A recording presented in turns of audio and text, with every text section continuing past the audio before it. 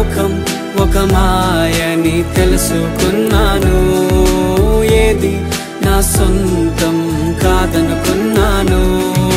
తప్పిపోయిన కుమారుని నేనైతే నా కొరకై నిరీక్షించే తండ్రి నా యేసు. తప్పిపోయిన కుమారుని నేనైతే నా కొరకై నిరీక్షించే తండ్రి